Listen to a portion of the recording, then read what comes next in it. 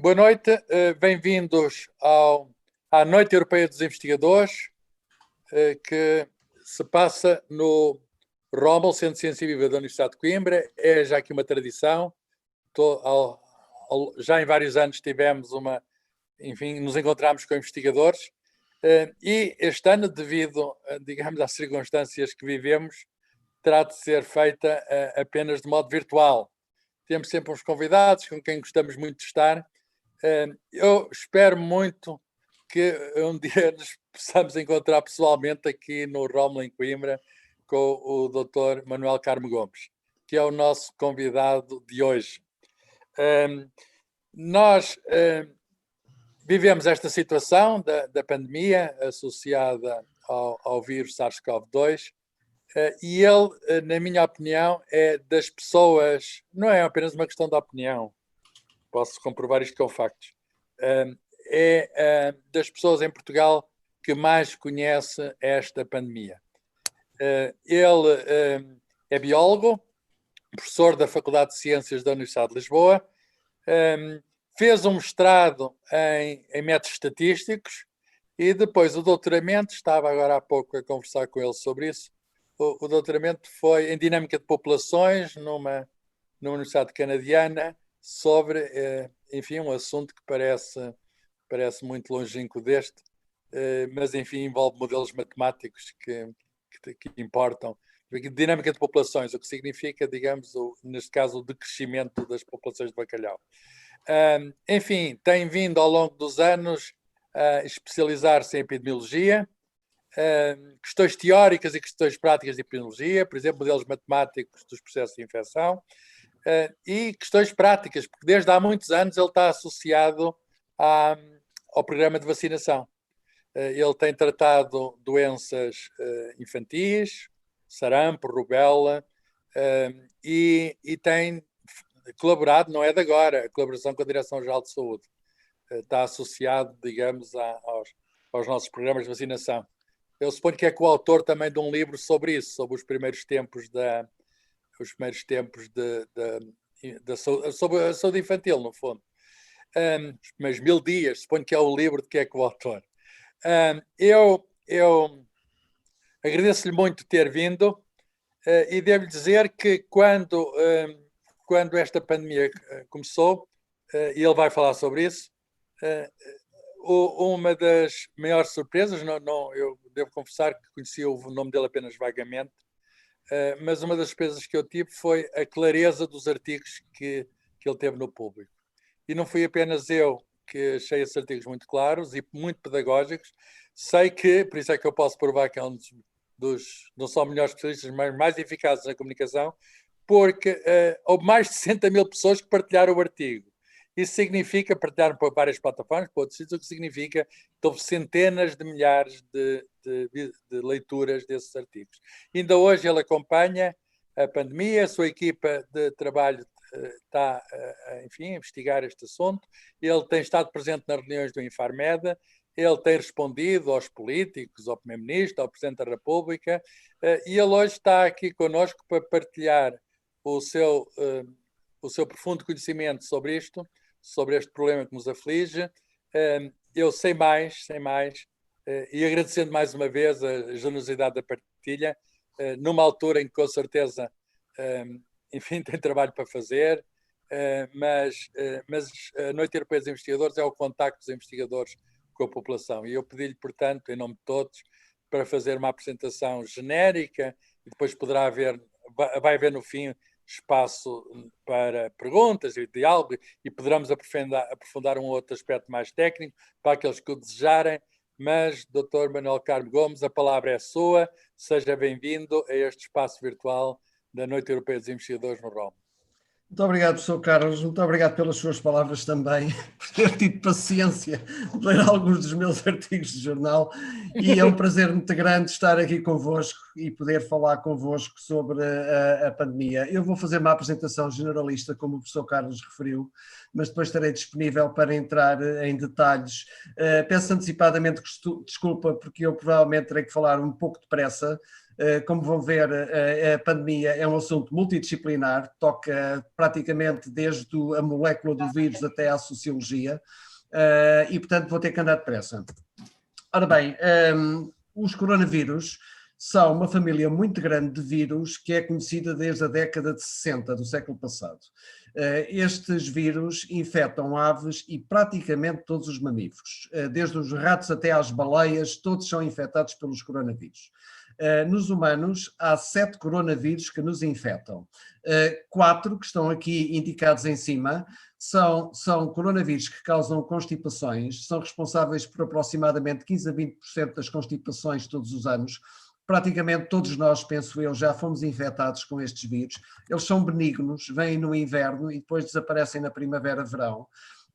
Infectam mais as crianças e são muito bons a transmitir-se de pessoa para pessoa. Como digo, a doença normalmente é benigna e não tem consequências. Este século fomos surpreendidos por 3 outros coronavírus que foram transmitidos de vertebrados para humanos, daí que se designem por zoonoses, que foram, em primeiro lugar, o SARS, depois o MERS e agora, mais recentemente, o SARS-CoV-2. O SARS e o MERS surgiram respectivamente em 2002 e 2003, já agora o SARS desapareceu de circulação, portanto foi erradicado, só existe em laboratórios, e o MERS reaparece com alguma regularidade no Médio Oriente. O que há de diferente entre o SARS e o MERS e o atual coronavírus, CoV-2, é que o SARS e o MERS causavam doença grave com uma certa rapidez e as pessoas transmitiam essencialmente depois de já estarem com sintomas muito, muito visíveis. Portanto, quando se percebeu isso, tornou-se relativamente fácil controlar a infecção, porque ao contrário do SARS-CoV-2, que se transmite de forma assintomática, torna as coisas muito mais complicadas. Do ponto de vista de história natural destes vírus, é possível traçá-los de volta até às populações de morcegos. Existem grandes semelhanças genéticas entre estes coronavírus responsáveis pelas constipações e coronavírus que estão em morcegos. Existem intermediários entre os morcegos e nós, que são relativamente bem conhecidos, para o SARS, para o MERS e para os coronavírus mais vulgares, os sazonais, os tais benignos que vêm todos os invernos.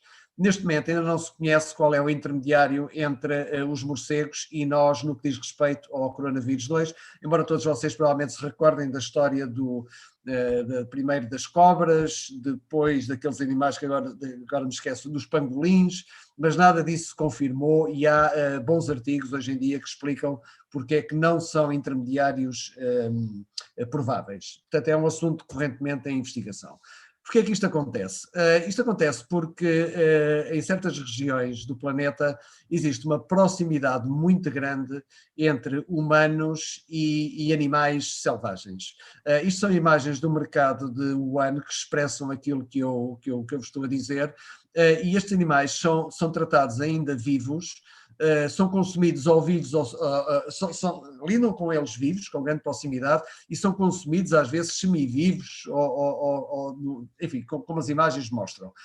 Eu pus aqui para vocês verem um pressário do mercado do Wuhan, onde vocês podem ver o tipo de animais que eles têm aqui à venda e com os quais que as pessoas consomem. Portanto, isto são animais, alguns deles exóticos, que evidentemente são colonizados por vírus, bactérias que podem potencialmente transmitir-se para nós. O MERS é essencialmente um coronavírus dos camelos e existe também grande proximidade entre os cameleiros, porque o MERS infectou principalmente homens, não foi por acaso, os cameleiros e os camelos, como esta imagem sugere. Deixem-me agora dar-vos uma ideia do que é que foram os primeiros dias desta pandemia. Este gráfico mostra-vos a evolução do número de casos na China nos primeiros dias. Estamos em dezembro, reparem que aqui no eixo das ordenadas podem ver que os números são muito pequenos ainda, número de novos casos muito pequenos. A vermelho podem ver estas barrinhas que mostram o número de casos que teve ligação ao mercado de Wuhan. E a amarelo podem ver o número de casos que depois já não tinha ligação direta ao mercado do Wuhan. E coisa curiosa, reparem que os 2 primeiros casos que aqui surgem, o primeiro deles é o 8 de dezembro, não tem ligação ao mercado do Wuhan. Portanto, é bem possível que o vírus estivesse a circular na China antes de ter sido identificado e que o mercado do ano tenha servido como um disseminador, digamos assim, um foco de infecção e disseminação do vírus. No dia 1 de janeiro o mercado foi fechado, estão aqui algumas datas importantes. A China informa a Organização Mundial de Saúde a 3 de janeiro, portanto nesta altura aqui já tinham algumas dezenas de casos. Muito importante, o vírus é isolado a 7 de janeiro e a sequência genómica do vírus é dada, é colocada nas plataformas de bases de dados no dia 11 de janeiro. Isto foi extremamente importante porque a partir do momento em que se conheceu a sequência genómica do vírus, pôde-se imediatamente começar a desenvolver vacinas e nós deixaremos as vacinas para a parte final desta apresentação. Há aqui um acontecimento importante, uma outra data importante, que é o dia 20 de janeiro. O dia 20 de janeiro é a data em que a China finalmente reconhece que existe transmissão de pessoa para pessoa deste vírus. Isto é muito importante porque, como há bocado falámos com o professor Carlos Fiolhais, todas as semanas praticamente existem fenómenos de transmissão de vírus de animais para humanos. Agora, o que é raro é que estes vírus adquiram capacidade de se transmitir entre humanos e quando isso acontece, acendem-se imediatamente luzes vermelhas em todo o planeta, porque isso significa que temos potencial para uma pandemia. Portanto, os coronavírus já nos tinham causado 2 surpresas e a terceira foi de vez. Eu confesso que eu e a maioria dos epidemiologistas não esperávamos isto de um coronavírus, estávamos à espera que fosse um vírus da gripe a fazer isto. Mas foi um coronavírus, e já tínhamos sido avisados. Ora bem, o que se passou conta-se muito rapidamente em algumas imagens. Vocês podem ver aqui que, por exemplo, no dia 1 de abril, isto praticamente passados 90 dias depois do que aconteceu na China, o vírus já estava em todo o lado. Portanto, a 1 de abril já temos o vírus em praticamente todo o lado. Este gráfico mostra-vos a evolução. No gráfico de cima, podem ver ao longo do tempo a incidência da doença. A incidência é o número de novos casos por dia. Aqui a amarelo as Américas e a verde aqui no meio a Europa. Podem ver aqui esta onda pequenina foi a primeira onda na Europa, depois ainda estou aqui a acompanhar o verde, podem ver que a Europa controlou, ao contrário das Américas, controlámos relativamente o vírus ao longo da primavera-verão e agora estamos a assistir a esta segunda grande onda na Europa. No gráfico de baixo podem ver as mortes, também ao longo do tempo. Reparem aqui a verde, a primeira grande onda na Europa, com uma mortalidade tremenda, depois o vírus controlado ao longo da primavera-verão e agora vemos novamente a elevar-se a mortalidade na Europa. Mesmo assim, a mortalidade está muito mais controlada nesta segunda onda por várias razões do que foi na primeira onda. Portugal. Este gráfico aqui em baixo deve ser familiar, isto mostra a incidência da doença em Portugal desde o dia 2 de março, perdão.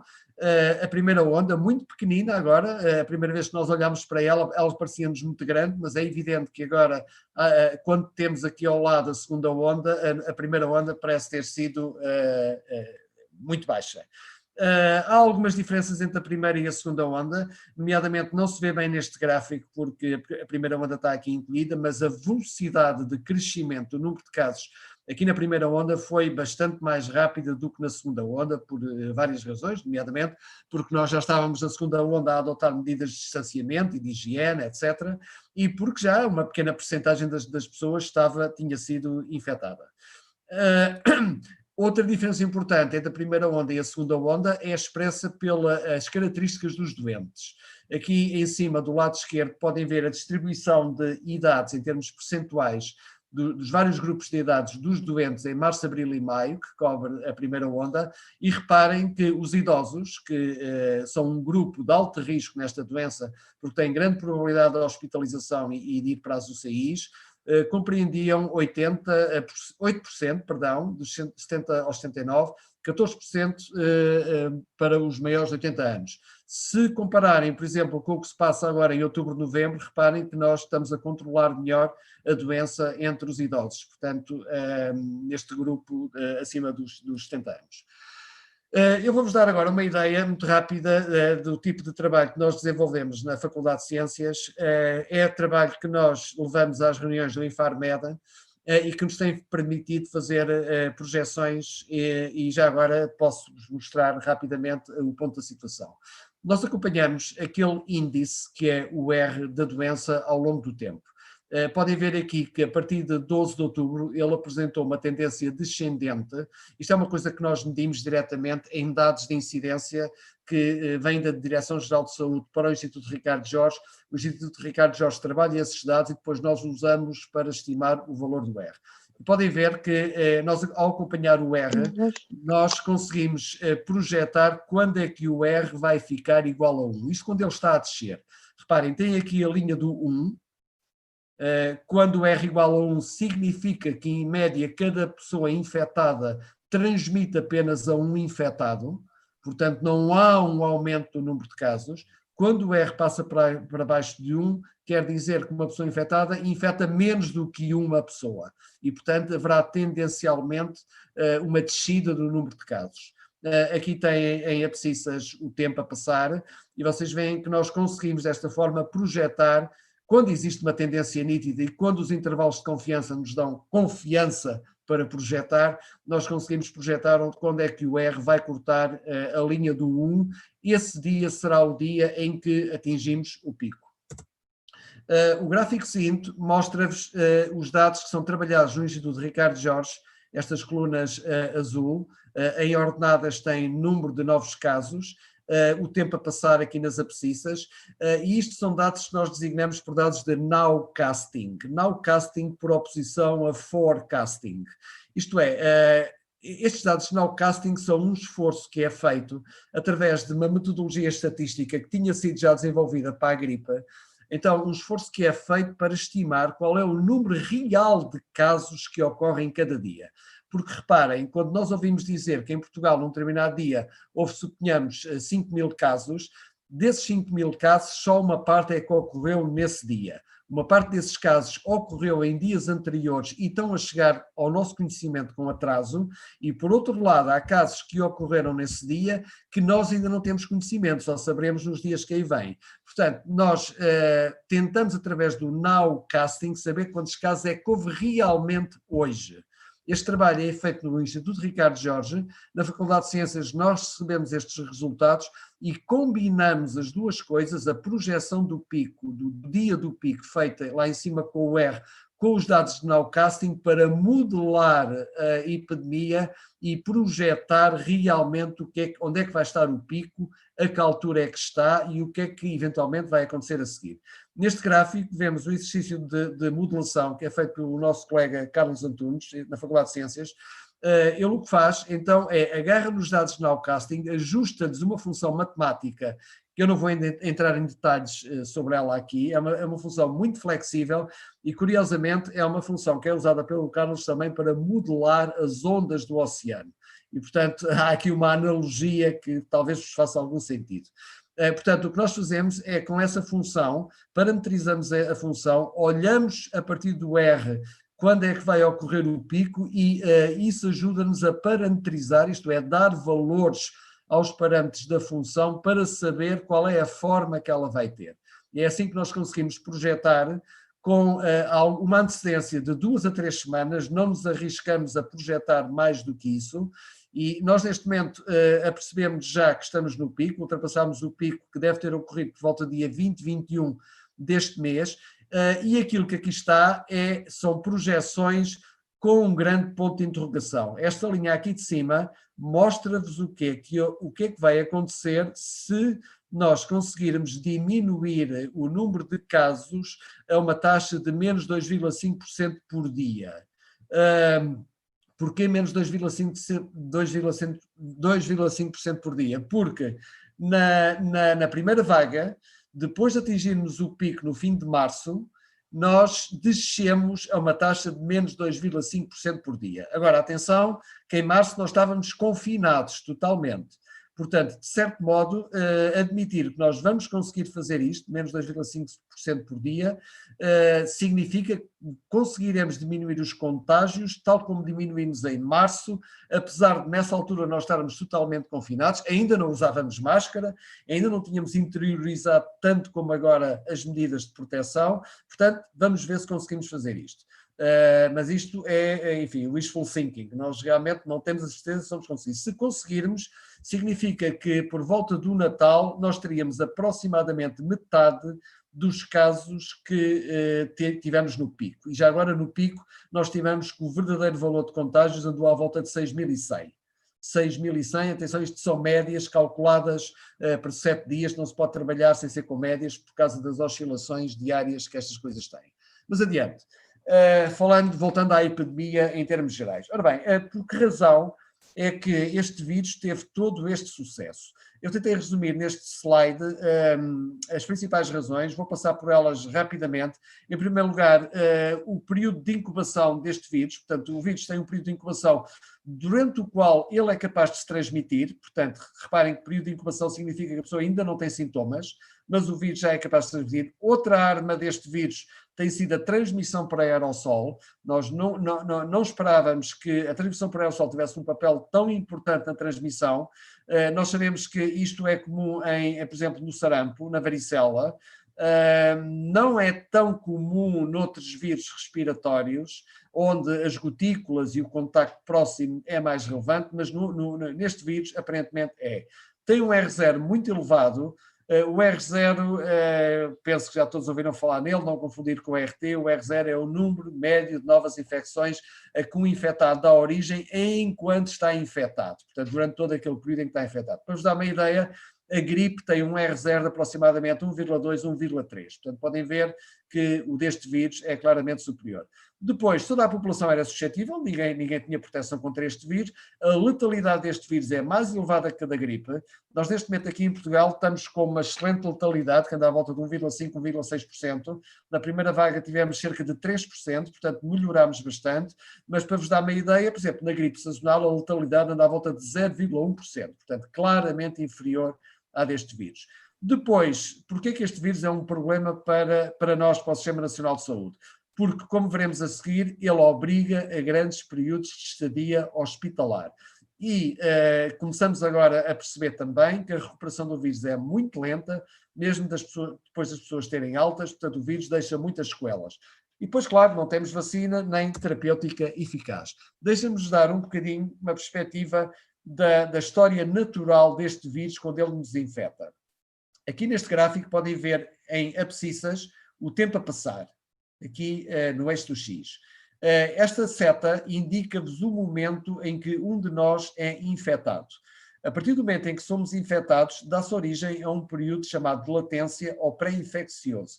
Ainda não temos capacidade de infectar outras pessoas. Nesta altura o vírus está-se a multiplicar. Ele leva aproximadamente 1 a 3 dias a multiplicar-se, causando aquilo a que vulgarmente se chama virémia, e depois, a partir dessa altura, inicia-se a capacidade de transmitir. O vírus multiplica-se predominantemente no trato respiratório, em particular no trato respiratório superior, fossas nasais, nasofaringe, etc. E, portanto, nós adquirimos capacidade de transmitir pelo simples acto de falar, de tossir, etc., a partir desta altura. Mas reparem que ainda não temos sintomas. Os sintomas começam aqui. Portanto, nós estamos cerca de 2, 3 dias com grande capacidade de transmitir e sem sintomas. Este é um dos grandes problemas destes vírus. Os médicos designam o período que decorre entre a infecção e o início dos sintomas por período de incubação. Mas reparem que os epidemiologistas dividem isto em duas partes, porque há uma altura importante a partir da qual a pessoa começa a ser capaz de transmitir. Depois, eventualmente, a pessoa é isolada e tem sintomas e ultrapassa a doença. Portanto, o período de incubação dura aproximadamente 4 a 6 dias, mas uma parte deles, como podem ver, é passada a transmitir a doença. 4 a 6 dias é um valor mediano, porque realmente a distribuição do período de incubação é muito assimétrico, como aqui vem. Tem aqui no eixo do X o número de dias durante o qual a pessoa está em incubação, e aqui no eixo do Y a quantidade de pessoas, ou a proporção de pessoas que está em cada um. E como veem, isto tem uma cauda para o lado direito muito comprida. Pensa-se que ao fim de 14 dias aproximadamente, então já não há ninguém que não tenha ultrapassado o período de incubação. E, portanto, ou tem sintomas e é identificado, ou então recuperou da doença. E isto justifica aquela quarentena de 14 dias que vocês eventualmente têm ouvido falar. Muito rapidamente também, isto dá-vos uma ideia do que é que se passa nos nossos vários órgãos à medida que o tempo passa ou desde o dia que somos infectados. Portanto, a infecção dá-se aqui no início da primeira semana. Portanto, quando estas linhas começam a subir, o início dos sintomas dá-se aqui onde esta seta indica, e estas linhas representam a subida da carga viral, a linha azul na nasofaringe, a linha vermelha no trato superior e na saliva, portanto na boca, etc. A linha rosa mostra-vos o aumento da carga viral nos brônquios e nos alvéolos, a amarela nas fezes, e portanto isto dá-vos uma ideia de como é que estas coisas evoluem. Eu assinalei aqui com uma linha a vermelho o período durante o qual nós somos mais infecciosos, temos mais capacidade de transmitir, e durante o qual a sensibilidade dos testes, mesmo dos testes rápidos, é muito elevada. A PCR tem uma sensibilidade muito elevada logo aqui desde o início, mas aqueles testes rápidos de menor sensibilidade, mesmo neste período, têm uma sensibilidade bastante elevada. Finalmente, aqui podem ver também a evolução da nossa resposta imunológica, os anticorpos, IgG e IgM, que evoluem desta forma. Ora bem, uma das armas deste vírus, como eu vos dizia, era a transmissão por aerossol. Eu tentei resumir neste slide os 3 principais tipos de transmissão deste vírus. Por um lado, quando nós falamos, o simples facto de respirarmos, atenção a isso, nem sequer é preciso falar, é evidente que falar amplifica estes fenómenos, mas o simples facto de respirar faz com que nós imitamos gotículas que têm uma gama de tamanhos muito diferentes. As gotículas maiores tombam próximo de nós. Depois há umas que caem a média distância e há um tipo particular de gotículas, são gotículas com menos de 5 micrómetros, um micrómetro é a milionésima parte de um milímetro, que formam um aerossol. E estas partículas, não obstante serem muito pequeninas, transmitem o vírus. Esta é uma das armas que este vírus tem tido, que nos tem surpreendido e que tem sido tão difícil de controlar. Eu, como disse há pouco, vírus como o sarampo e a varicela fazem isto. Este vírus faz isto e este tipo de transmissão parece desempenhar um papel muito mais relevante neste vírus do que, por exemplo, na gripe ou até nos outros coronavírus. Portanto, forma-se uma nuvem de aerossol que permanece em suspensão durante muito tempo, especialmente se estivermos num recinto fechado. Esta nuvem de aerossol desloca-se lentamente de um lado para o outro e, se tiverem pessoas na sala, durante tempo suficiente, acabam por inalar estas partículas. Isto dá origem aos chamados fenómenos de supertransmissão. Já lá vamos muito rapidamente, mas é evidente que é importante, se nós temos em atenção este tipo de transmissão por aerossol, é importante dar igual relevo às medidas que promovem a ventilação das salas onde estão pessoas muito tempo sentadas a falar, a conversar, em aula, etc. A utilização de máscaras em espaço fechado devem ter a mesma importância do que a higiene que nós começámos a falar no início da pandemia, nomeadamente a lavagem das mãos, a lavagem das superfícies onde as mãos tocam e o distanciamento físico. Portanto, muita atenção a estas nuvens de aerossol que dificultam tanto o nosso controle desta epidemia. Estas nuvens de aerossol têm dado origem a fenómenos de supertransmissão. Todos vocês se recordam provavelmente da festa ilegal que ocorreu em Lagos, onde uma pessoa apenas infectou muitas outras, e a literatura tem estado cheia de fenómenos destes que explicam em grande parte também a velocidade a que esta pandemia deu a volta ao planeta. Existem exercícios de modulação matemática que mostram que sem este tipo de transmissão o vírus não teria conseguido andar tão depressa. O CDC americano recentemente colocou um aviso relativamente ao perigo que representam certos locais que nós frequentamos e que têm precisamente a ver com o facto de serem locais fechados, que são muito propícios à transmissão por aerossol.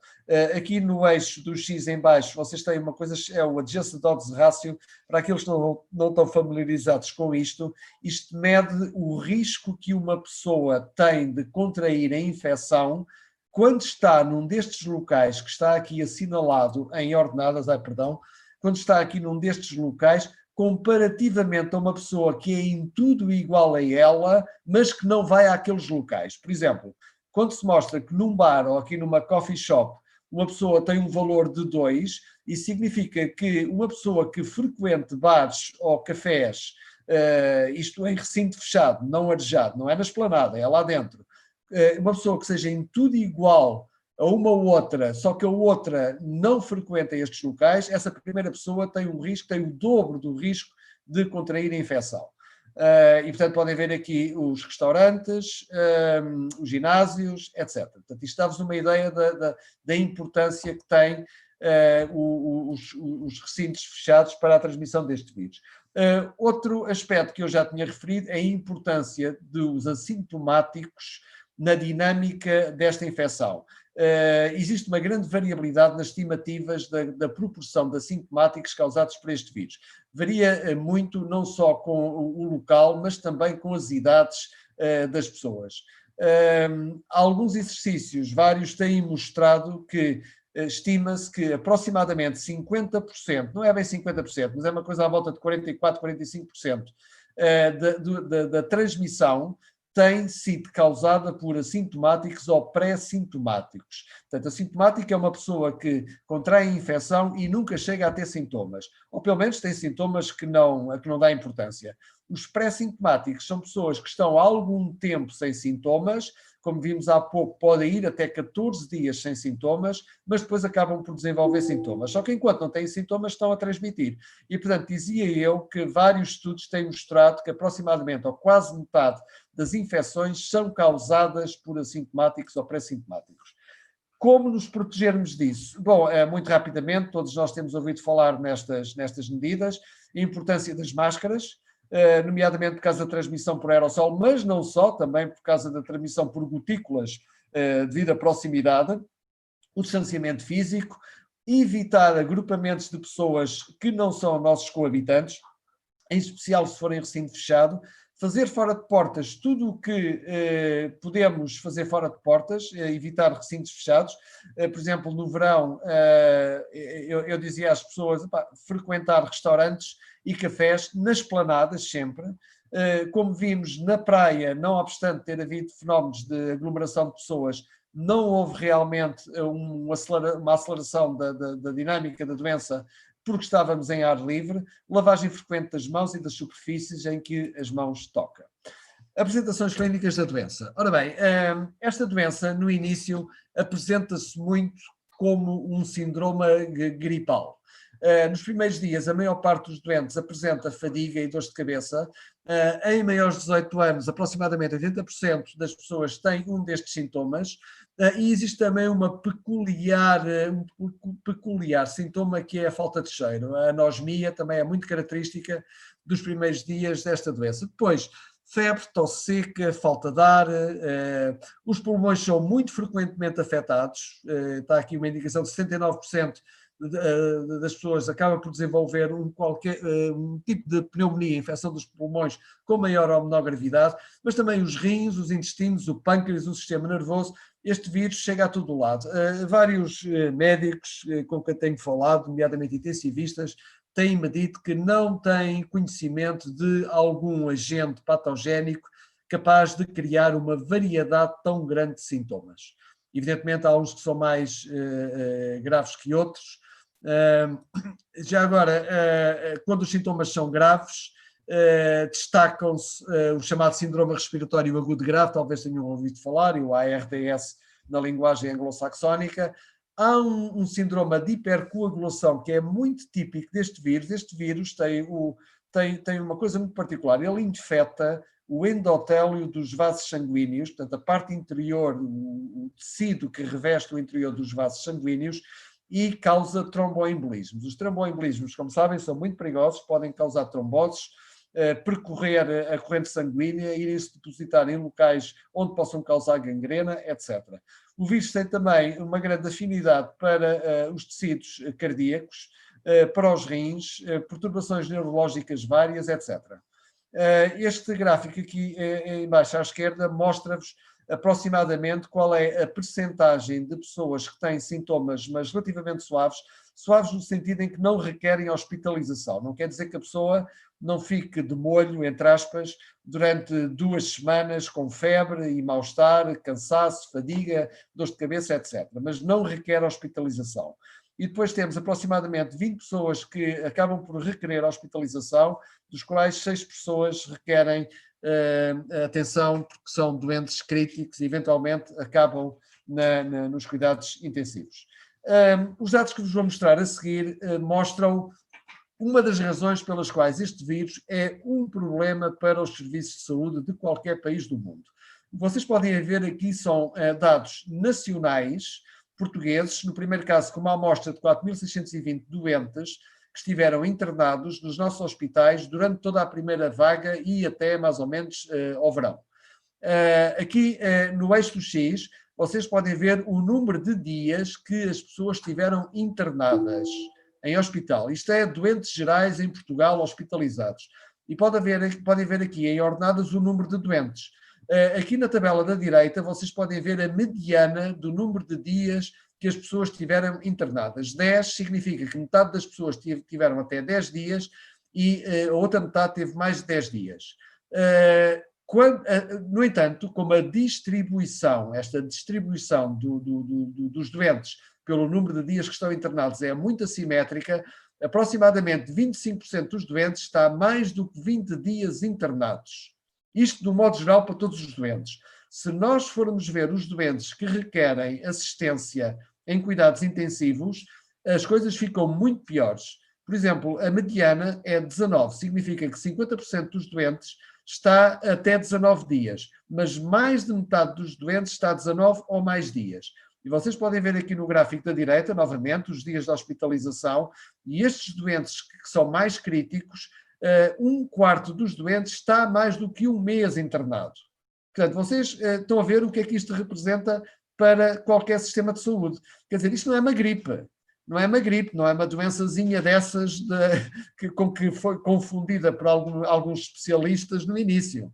Quer dizer, uma gripe não põe esta fração de pessoas mais do que 1 mês no hospital. E depois, se vocês combinarem isto com o facto que esta doença tem um potencial extraordinário para aumentar exponencialmente na população, vocês estão a ver o que é que isto representa. Quer dizer, é a combinação das duas coisas. É a capacidade de fazer isto que aqui estão a ver neste slide, com a capacidade para aumentar muito rapidamente. E é por isso que nós temos notícias já há algumas semanas do que é que está a passar nas nossas UCIs. Prosseguindo, nos primeiros tempos desta pandemia, havia muita literatura sobre o estado agudo da doença, portanto, a doença em si. E nós, neste momento, estamos a assistir a uma pandemia da fase aguda da doença. No entanto, agora, mais recentemente, começou-se a acumular muita literatura sobre as sequelas desta doença. E as sequelas são extremamente diversificadas. Dê-me só um segundo que eu tenho que mudar aqui de slide. Ora bem, há aqui um estudo, por exemplo, na Itália, que acompanhou 143 doentes que tinham estado naquele surto que houve no norte da Itália, em Bérgamo, e acompanhou-os em média 2 meses depois de eles terem recuperado. E só 13% destes doentes é que não tinham qualquer tipo de sintoma associável ao facto de terem tido Covid. E 55% destes doentes tinha 3 ou mais sintomas. 44% destes doentes queixavam-se de que a sua qualidade de vida tinha piorado. Podem ver aqui neste gráfico à direita, por cada um dos sintomas, o primeiro logo é a fadiga, do lado esquerdo está a percentagem dos doentes que teve o sintoma fadiga e do lado direito vocês podem ver a percentagem de doentes que passados em média 2 meses ainda se queixavam de fadiga. E depois podem ver o resto para os outros sintomas, dispneia, dores articulares, dores no peito, tosse, anosmia, etc, etc, etc. Portanto, vocês veem aqui do lado direito a distribuição das pessoas que ainda se queixava destes sintomas passados, em média, 2 meses. O vírus infecta o coração, portanto deixa marcas cardíacas, infecta o sistema nervoso central. Há muitas pessoas que se queixam de aquilo que as pessoas chamam uma espécie de nevoeiro mental, dificuldade em raciocinar rápido ainda. Infecta o pâncreas, portanto há pessoas que nunca tinham tido diabetes, que aparecem com diabetes do tipo 1, o que sugere fortemente que o vírus infectou as células do pâncreas que criam a insulina. E há um estudo um pouco assustador, realizado, foi publicado no JAMA Cardiology, de atletas, isto é um estudo americano, que estudou 26 atletas, média de idades 20 anos. Destes atletas, 14 tinham sido assintomáticos, portanto, sem sintomas, e 12 tinham tido sintomas suaves. 12 destes atletas, 46%, em ressonância magnética, mostravam sinais de cardíacos, portanto, miocardites ou outro tipo de lesão cardíaca. Portanto, isto são atletas com uma média de idades de 20 anos e que não tiveram nenhum sintoma em particular. Portanto, sintomas suaves ou assintomáticos. Portanto, as sequelas não são só nas pessoas que estiveram nos hospitais, nem sequer são só nas pessoas que tiveram doença sintomática, 2 semanas, 3 semanas, são também em algumas pessoas assintomáticas, e algumas destas sequelas não são visíveis. Portanto, eu neste momento devo-vos dizer que já começo a ficar mais preocupado com as consequências que isto vão ter a médio e longo prazo para o Sistema Nacional de Saúde do que com a própria doença aguda, porque eu estou convencido que em 2021 nós vamos resolver esta tempestade sanitária. Portanto, temos boas perspectivas para as vacinas. Portanto, na pior das hipóteses, lá para o fim de 2021, isto está totalmente sob controle, estou convencido disso.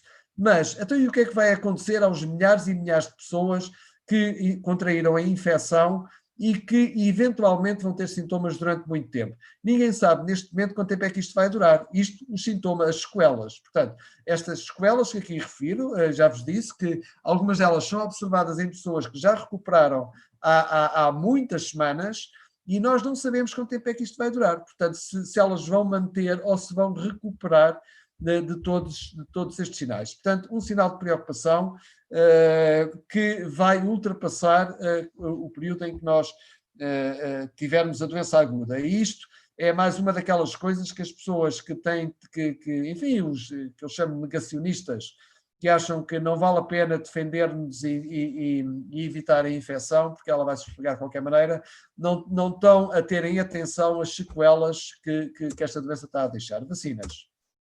Ora bom, neste momento estão em cima da mesa praticamente todas as tecnologias que nós conhecemos para fabricar vacinas. Eu pus-vos aqui no primeiro slide as tecnologias que são mais usadas e que são conhecidas há décadas.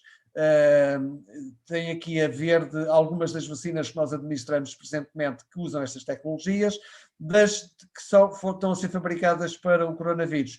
A Coronavac está a usar esta tecnologia de vírus inteiros inativados, chamada vacina chinesa, e há aqui duas que estão a usar esta das proteínas purificadas, estão mais atrasadas nos ensaios. As vacinas que estão à frente são vacinas chamadas de novas tecnologias e algumas delas são chamadas vacinas genéticas. Portanto, porque é que estas vacinas estão à frente, em primeiro lugar? Porque estas vacinas podem ser fabricadas sem lidar com o vírus diretamente, que é uma grande vantagem. No dia em que os chineses puseram cá fora a sequência genética do vírus, as empresas que têm estas tecnologias começaram imediatamente a trabalhar nas vacinas. Estou-me a reportar ao dia 20 de janeiro deste ano. E é por isso que elas estão tão adiantadas. Não significa que se venham a provar ser as melhores. Estas vacinas nunca foram usadas comercialmente em grande escala, portanto, daí, enfim, algumas preocupações que tudo isto suscita. Podem ver aqui alguns nomes que vocês têm ouvido falar nos jornais.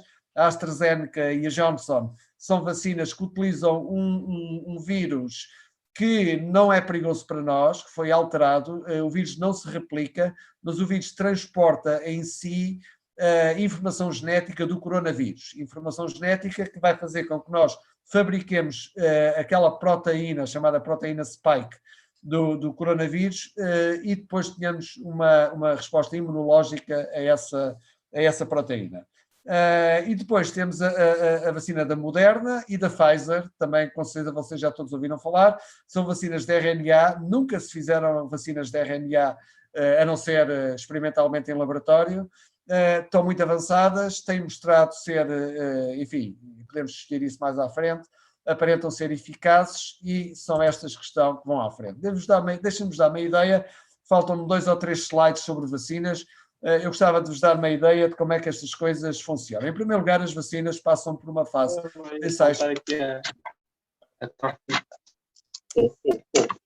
Passam por uma fase de ensaios pré-clínicos em animais, depois tem a fase 1 e a fase 2, com um número relativamente pequeno de pessoas, em que a principal preocupação é ver se elas são seguras, se não matam ninguém, não é? Afinar a dosagem das vacinas e ver se de facto elas induzem uma resposta imunitária que seja o mais parecida possível com a infecção natural entre os vacinados. Uma vez ultrapassada esta fase, e esta fase significa apenas, quando se ultrapassa esta fase, a mensagem que se deve ler, ao contrário daquilo que eu vi por aí publicitado na primavera, a mensagem que se deve ler é apenas vale a pena continuar. Não significa mais nada. E continuar para onde? Continuar para a fase 3. A fase 3 então decorre com dezenas de milhares de pessoas e normalmente formam-se 2 braços. Um braço que é um conjunto de pessoas que recebe um placebo, portanto não é realmente a vacina, e um braço de pessoas que são vacinadas. E o que é que se pretende ao longo da fase 3? Pretende-se comparar os vacinados com as pessoas que recebem placebo quanto à eficácia da vacina e quanto a efeitos adversos. A eficácia é medindo, comparando o número de infecções entre os vacinados com o número de infecções entre as pessoas que recebem apenas o placebo. Os efeitos adversos são também feitos comparando as pessoas que têm efeitos adversos no braço da vacina com as que têm efeitos adversos no braço do placebo. Deixem-nos dar uma ideia como é que se decorre o processo de licenciamento destas vacinas e porque é que há atrasos e porque é que nós estamos à espera ainda do licenciamento das vacinas. Para compreender o licenciamento destas vacinas, eu vou-vos mostrar como é que funciona na América, porque 2 das vacinas que estão mais avançadas, que é a Pfizer e a Moderna, mas também a AstraZeneca, vão pedir licenciamento na América. Neste boneco aqui em baixo, vocês veem o tempo a passar. Portanto, há aqui 4 coisas que nós temos de ter em atenção. Uma é o tempo a passar e o número de pessoas que foram recrutadas para a fase 3, que eu vos mostrei há bocado. Depois temos a companhia fabricante do produto, da vacina. Temos um painel de cientistas que são independentes, isto são essencialmente académicos e pessoas com muita experiência em vacinação, mas que são independentes da companhia. E temos o agente regulador, que no caso da América é a FDA, no caso da Europa é a EMA, em Portugal é o Infarmed, etc. E, portanto, isto são as instituições que emitem as licenças para produtos biológicos, nomeadamente, neste caso, para vacinas. Ora bem, a FDA estabeleceu que para uma vacina ser licenciada tinha que mostrar, no mínimo, 50% de eficácia. Eficácia aqui mede-se em termos de redução do risco de contrair doença dos vacinados comparativamente com os não vacinados, portanto, com os que estão no braço do placebo. As companhias, devo dizer, impuseram a si próprias uma fasquia um bocadinho mais alta, impuseram 60%. Ora bem, é possível, e isto para as pessoas que têm conhecimentos de estatística entre os que me estão a ouvir, é possível, através de estudos de potência estatística, decidir qual é o número mínimo de infectados que têm que surgir no ensaio para provar para demonstrar com elevada probabilidade que a vacina consegue ultrapassar esta fasquia dos 50%, que de facto era 60% no caso que as companhias se auto-impuseram. Portanto, a Moderna tinha que ter 151, a ordem de grandeza do número de casos que tinha que se detectar nos ensaios, isto é número de casos, quer dizer número de pessoas que adoeceram. É muito semelhante, como podem ver. Adicionalmente a este requisito de ter este número mínimo de casos nos braços do ensaio, a FDA impôs, já agora aqui entre nós, contra a vontade da Casa Branca, isso enfim, deu origem a algumas histórias recambulescas, mas contra a vontade da Casa Branca impôs que pelo menos metade das pessoas que estavam no ensaio tinham que ter estado pelo menos 2 meses no ensaio após a toma da segunda dose. Porquê 2 meses? Bom, porque nós sabemos por experiência que quando uma vacina tem efeitos adversos graves, esses efeitos adversos ocorrem em geral nas primeiras 6 semanas. Portanto, a FDA, ao impor 2 meses, está aqui a dar já duas semanas de segurança para nós termos, enfim, que não é com uma garantia de 100%, mas com elevada probabilidade e inexistência de efeitos adversos imediatos causados pela vacina. E porquê é que a Casa Branca só pôs a isto? Porque, evidentemente, estes 2 meses, quando forem impostos, praticamente estavam a dizer que não haveria nenhuma vacina licenciada antes das eleições americanas.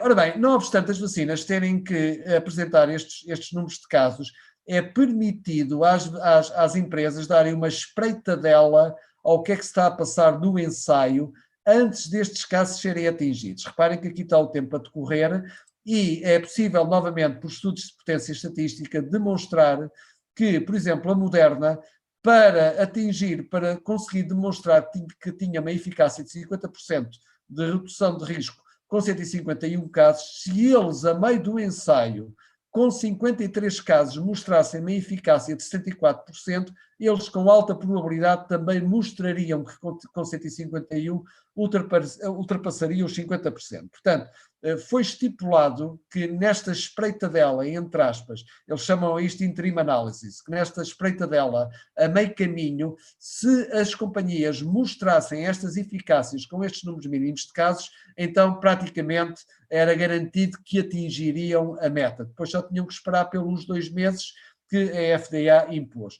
Ora, nas análises a meio caminho, as companhias conseguiram fazer melhor. Portanto, provavelmente todos ouviram falar nas notícias que a Moderna conseguiu ver 90 casos e provar 94% de eficácia, a Pfizer 170 casos e depois 95% de eficácia, a AstraZeneca está numa situação um bocadinho delicada porque, na verdade, enfim, é uma história que podemos falar disso um bocadinho mais para a frente, mas eles, com 131 casos combinados em 2 ensaios diferentes, provaram 2 eficácias diferentes. Ora bem, a partir do momento em que chegamos a este ponto, em que de facto na espreitadela intermédia as companhias mostram estas eficácias, o que acontece a seguir é que o painel independente, que eu vos falei no início, analisa estes dados e dá uma recomendação à companhia. E se a recomendação for favorável, a companhia pede aquilo a que se chama uma utilização de emergência de um medicamento, dado que estamos em pandemia, ao regulador, neste caso ao regulador americano.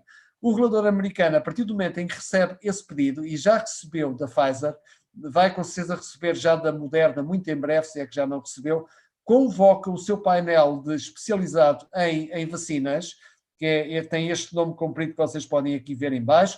Este painel é composto por pessoas que trabalham em vacinação há décadas.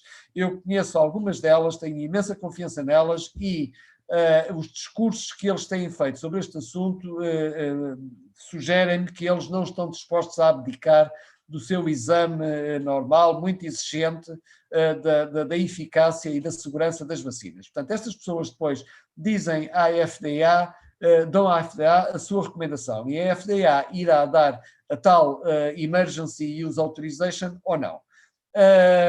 Já agora, em termos de timing, eu sei que esta comissão vai reunir nos dias 8, 9 e 10 de dezembro para responder aos pedidos de autorização que, entretanto, tenham chegado, eventualmente da Pfizer e da Moderna. Portanto, 8, 9 e 10 de dezembro, provavelmente darão o seu parecer só na terceira semana de dezembro e, portanto, não é previsível que a Moderna e a Pfizer, pelo menos na América, tenham autorização e, portanto, comecem a pôr cá fora as vacinas que já estão fabricadas.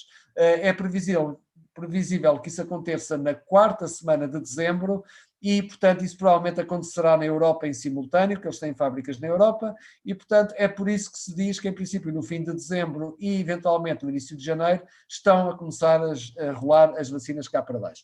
Este é o meu último slide.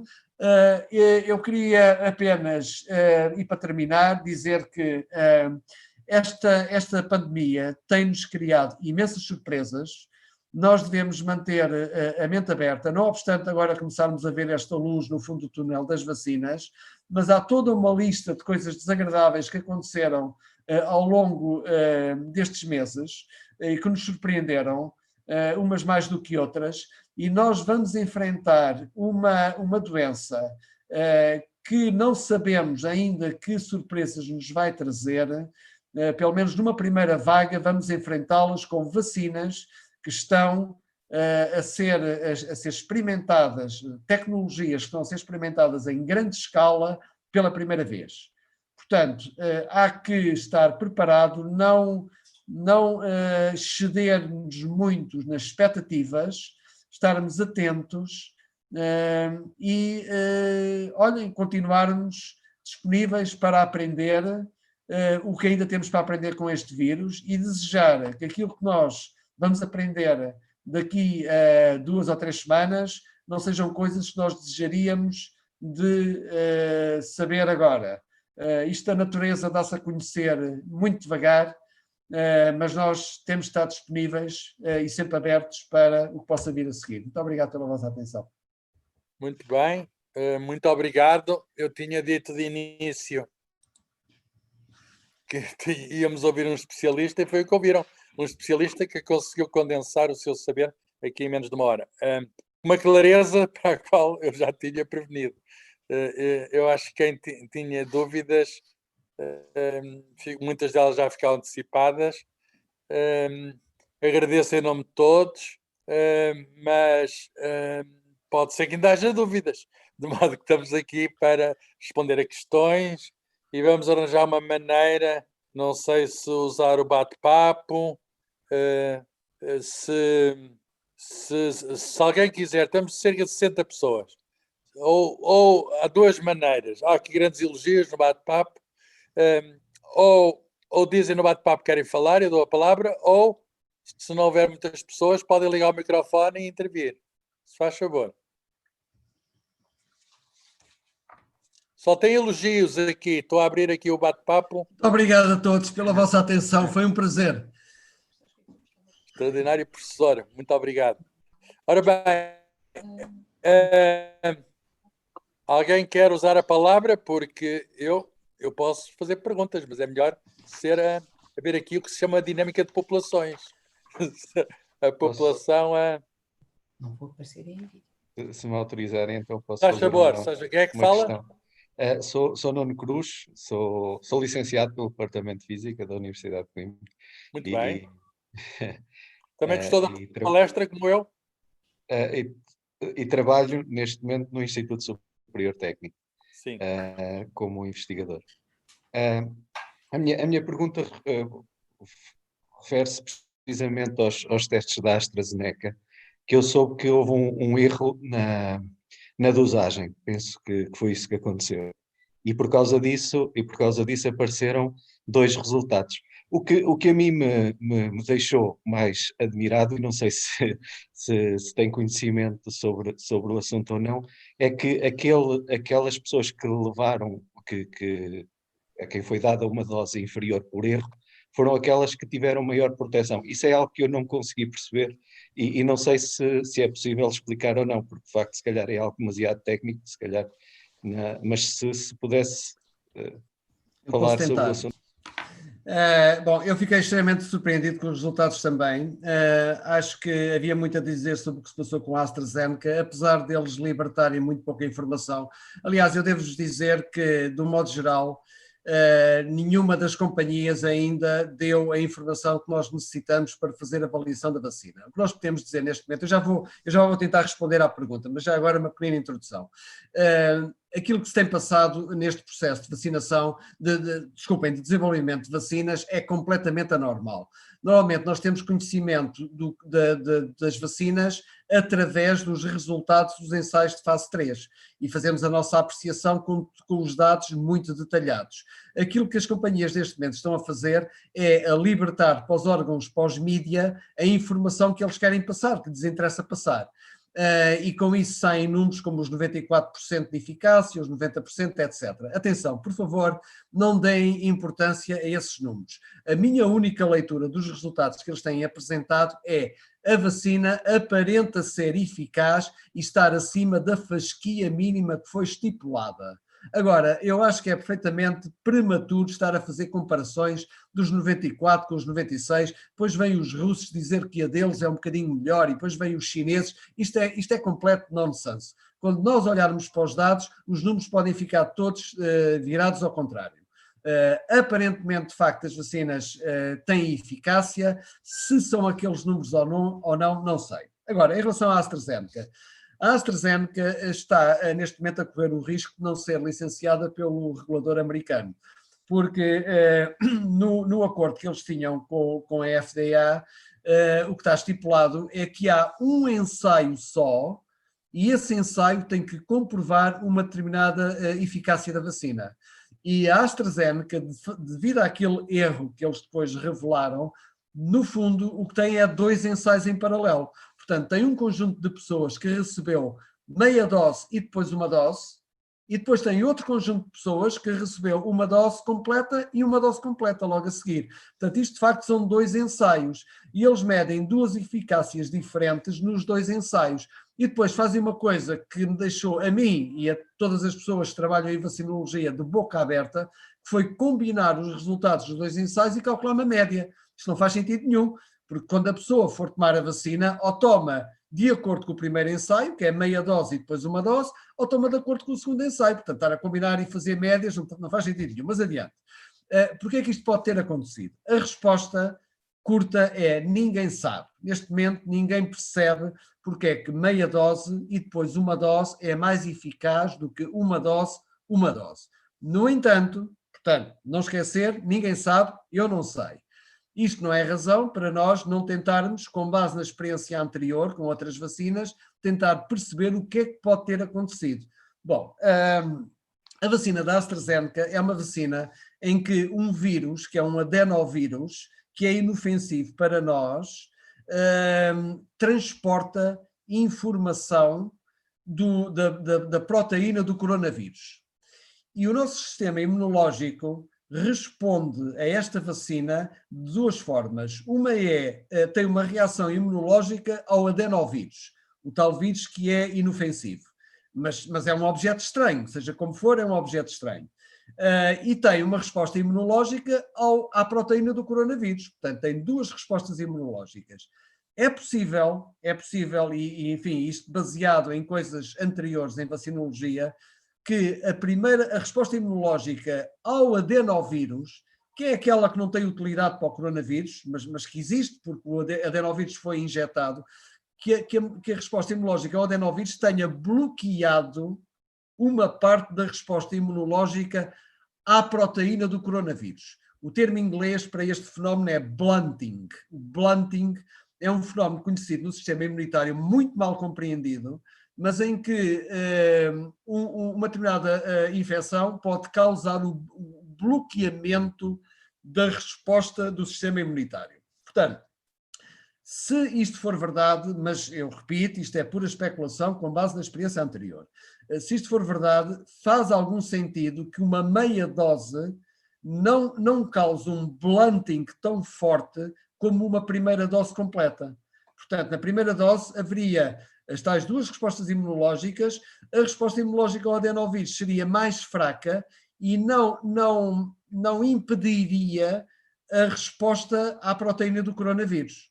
Já no segundo esquema, em que é uma dose completa, uma dose seguida de uma dose completa, a quantidade de adenovírus injetada pode ter sido tão alta que o blunting impede a resposta à proteína do coronavírus.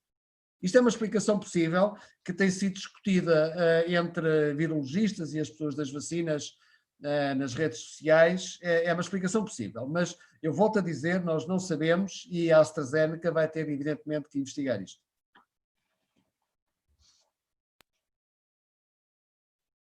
Estou. Som. Estou. Não é no sítio. Eu estou a ouvir. Estou. Eu mudei de computador porque o meu estava a funcionar mal. Estão-me a ouvir? Eu estou a ouvir, estou. Sim, sim. Pronto. Eu recebi aqui no bate-papo 2 perguntas que posso colocá-las. Uma tem a ver com a diferença entre populações, neste caso da vacina, por exemplo, porque há diferenças genéticas entre diversos tipos de populações, se isso está a ser levado em conta ou não. E outra questão tem a ver com os placebos, que em alguns casos o placebo é uma outra vacina e há diversos tipos de placebos, se isso pode fazer diferença digamos, no exame dos resultados. Ok, relativamente à diversidade genética das populações, as companhias têm tido isso em atenção. Eu posso dizer que, por exemplo, a Moderna informou que, estou a dizer de memória, aproximadamente 41% das pessoas que estão nos ensaios são de etnias latinos, negros, etc., que não a etnia branca convencional americana. Portanto, todas as companhias têm pessoas de diferentes etnias nos seus ensaios. Relativamente ao placebo, o placebo foi diferente no ensaio da AstraZeneca mais uma vez. Portanto, isto é mais um problema que a AstraZeneca tem. Eles no Brasil utilizaram como placebo uma vacina que é a vacina para o meningococo. Faz algum sentido? Perdão, eles usaram para o meningococo no Reino Unido. Portanto, o placebo eram pessoas que recebiam a vacina para o meningococo, que não tem nada a ver com esta vacina, é completamente diferente, tecnologias completamente diferentes. E no Brasil, eu penso que era soro fisiológico, ou água com sal, ou qualquer coisa desse género, que eles estavam a usar como placebo. Portanto, mais uma vez, isto mostra que são 2 ensaios diferentes. E, portanto, eu estou a antecipar alguma dificuldade, pelo menos com o regulador americano, em licenciar a vacina. Agora, se isto tem algum efeito... eu penso que poderá ter algum efeito na comparação dos efeitos adversos, porque a vacina para o meningococo, em casos raros, também pode dar manifestações, algumas reações, que poderão ser confundidas com as reações à vacina para o coronavírus. Mas em termos de eficácia, não. Em termos de eficácia não faz em princípio diferença nenhuma, porque receber a vacina para o meningococo não protege de forma nenhuma contra o coronavírus. Muito bem.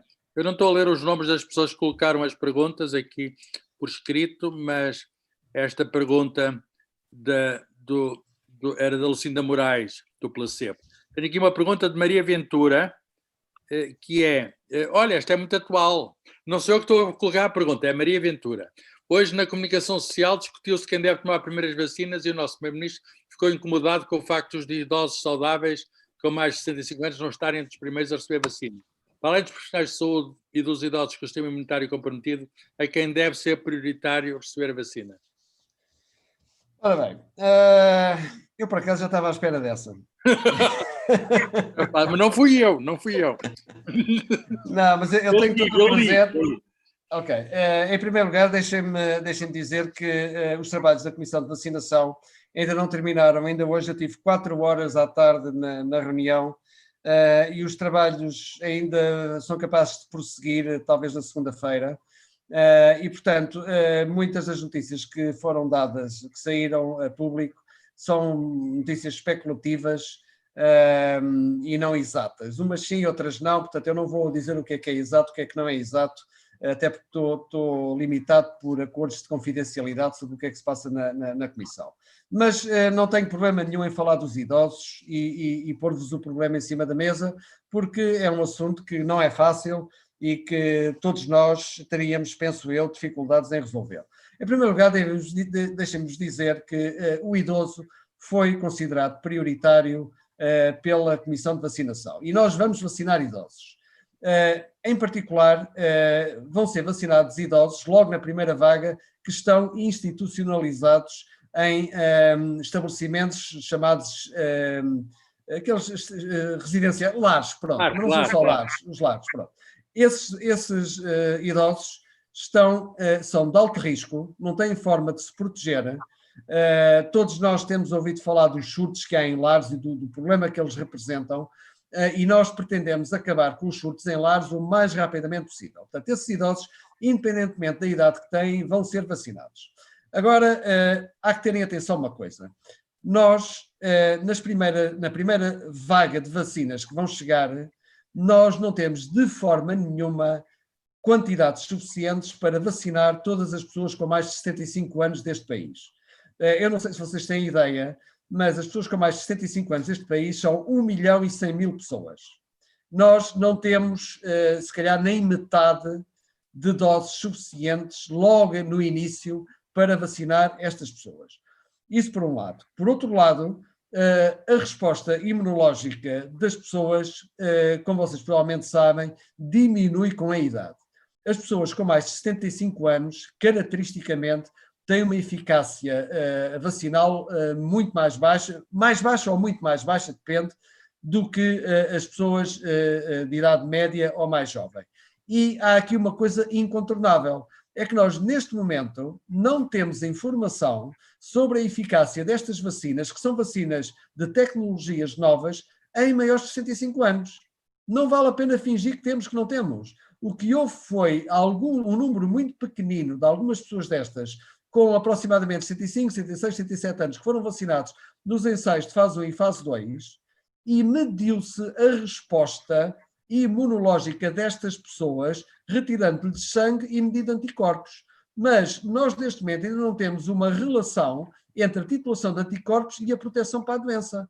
A única maneira de ter isso é nos ensaios de fase 3, porque nos ensaios de fase 3 as pessoas são vacinadas e depois são deixadas à sua vida e vão contactar com o vírus e depois logo se vê se são infectadas ou não são infectadas. Portanto, em termos muito simples, nós não sabemos qual é a eficácia vacinal de qualquer uma destas vacinas em maiores de 75 anos. Não vale a pena fingir que sabemos, porque não sabemos. É informação que não está disponível.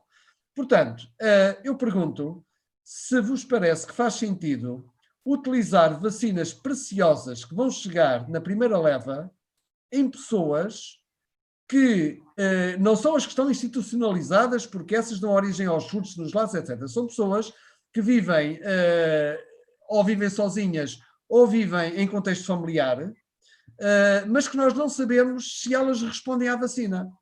E nós temos uma prioridade em cima da mesa, muito importante, que é proteger o elo fraco do Sistema Nacional de Saúde neste momento, que são as UCIs. As nossas UCIs estão a arrebentar pelas costuras e proteger as UCIs é proteger as UCIs para doentes Covid e para doentes não Covid. Qualquer um de nós amanhã pode sair, mete-se no carro, tem um acidente e precisa de ir para uma UCI. Portanto, nós temos absolutamente que proteger as UCIs. E com um número restrito de vacinas, que não cobre de maneira nenhuma os maiores de 75 anos, nós já vamos dar prioridade aos que estão institucionalizados, porque eles são realmente de altos riscos. Podemos falar um bocadinho sobre isso e das consequências que isso tem tido para a epidemia no nosso país. Mas eu parece-me que é muito mais prioritário utilizar uma boa parte destas vacinas que vão chegar no início, em janeiro, para proteger as pessoas que neste momento estão a encher a UCI. E essas pessoas não são os maiores de 80 anos. Os maiores de 80 anos, neste momento, representam 9% das pessoas que estão na UCI. Quem são as pessoas que neste momento estão na UCI? São as pessoas entre 50 e 75 anos que têm comorbilidades. Representam aproximadamente 80% das pessoas que estão na UCI neste momento.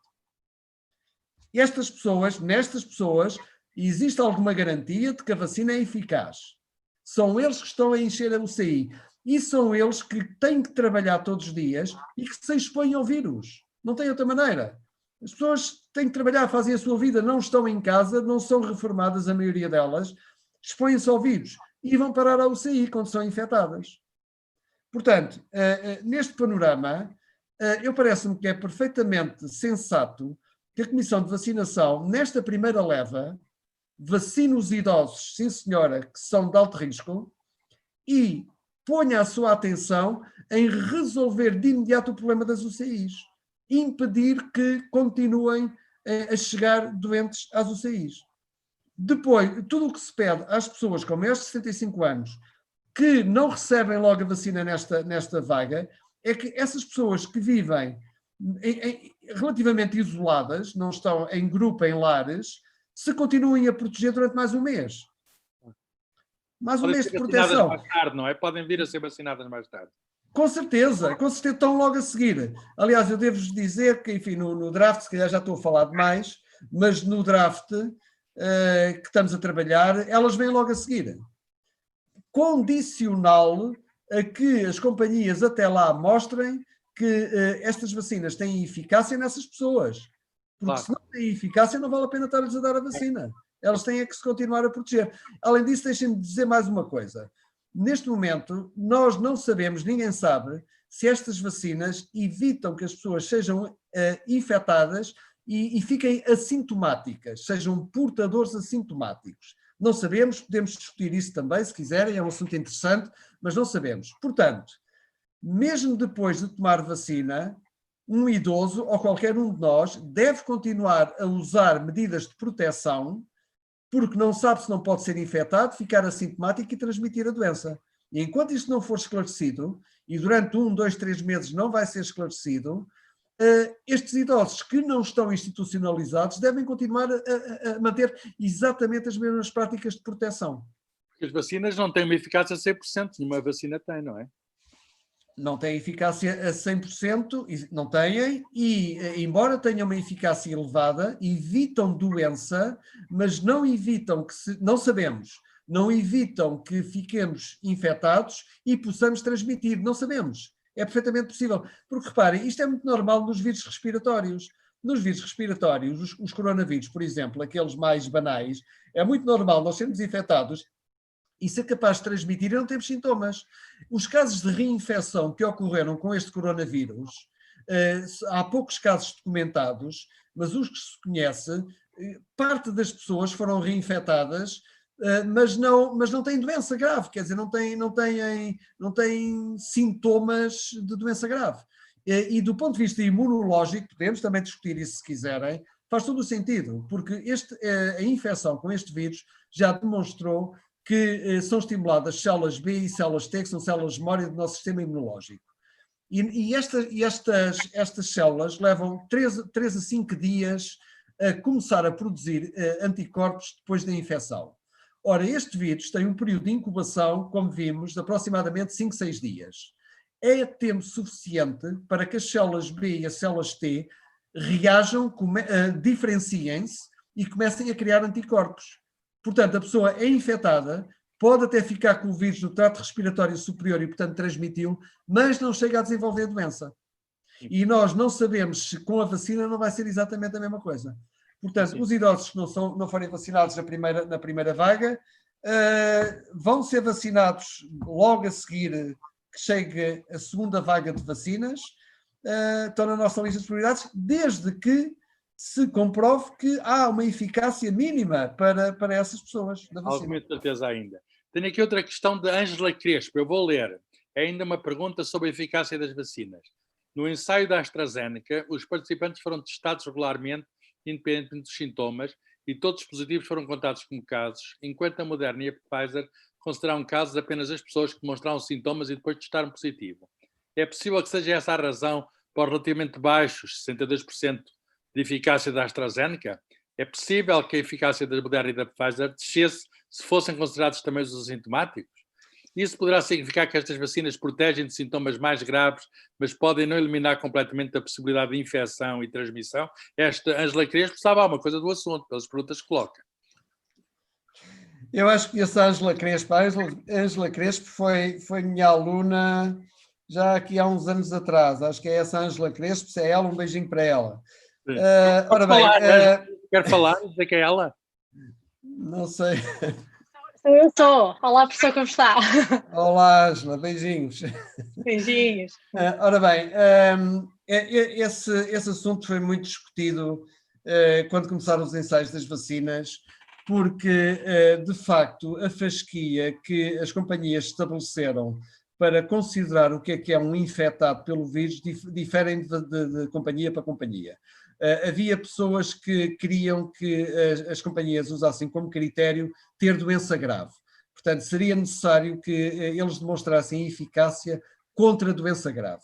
O problema com demonstrar eficácia contra a doença grave é que leva mais tempo a que apareçam nos voluntários que estão nos ensaios casos de doença grave.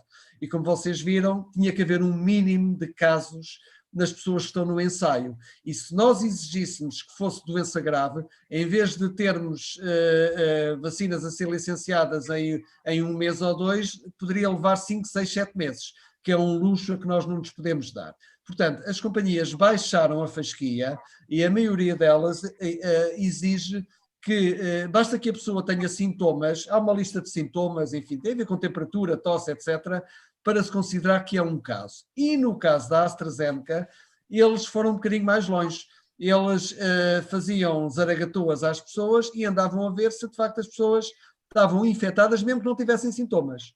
Portanto, a probabilidade que eles têm de encontrar casos de infecção é maior do que no caso dos fabricantes que exigem que a pessoa tenha sintomas. Não sei se me faço entender, porque é evidente que uma pessoa que tem sintomas também tem, quando põe a zaragatua, também testa que tem o vírus. Mas no caso da AstraZeneca, a pessoa pode não ter sintomas e desde que se ponha a zaragatua e aquilo teste positivo, é considerado um caso e entra para as estatísticas para fazer contas. Ok? Portanto, nesse aspecto, as medidas de eficácia da AstraZeneca, no meu entender, deixam um bocadinho mais a desejar. Agora, se isso explica porque é que a diferença dos 62% para os 90%, não sei, sinceramente não sei. Eu não penso que a razão... Por responder a pergunta, será que já podemos dizer qual é a melhor vacina ou ainda é muito cedo para dizer isso? É muito cedo para dizer qual é a melhor vacina. Definitivamente, definitivamente. Eu penso que há bocado tentei ser claro sobre isso. Por favor, o que eu digo-vos como é que eu penso sobre isto. Penso o seguinte, é possível desenvolver uma vacina eficaz para este vírus, a eficácia penso que é suficiente para, se cobrirmos uma percentagem elevada da população, virmos a adquirir imunidade de grupo, e não vou para lá disso. Por exemplo, não sabemos como é que a eficácia varia com as idades. Portanto, e aqueles números, 94, 95, aquilo é, quer dizer, não é para ligar nesta altura ainda. Aquilo é geoestratégia. São os países a afirmarem-se perante os outros. Está aqui uma pergunta de Fátima. Haverá uma perspectiva do tempo de validade de imunização após a toma da vacina? Será que vai a gripe, que todos os anos temos de tomar? É uma pergunta interessante. Ora bem, eu penso que, de certo modo, as vacinas já mostraram, as vacinas, e não só as vacinas, mas também a nossa experiência de campo desta pandemia. Esta infecção dá origem à resposta imunológica e a resposta imunológica protege contra a doença. Enfim, há inúmeros exemplos que sustentam isto que eu estou a dizer. Houve alguns casos de reinfecção confirmada em que as pessoas tiveram sintomas, mas não tiveram doença grave.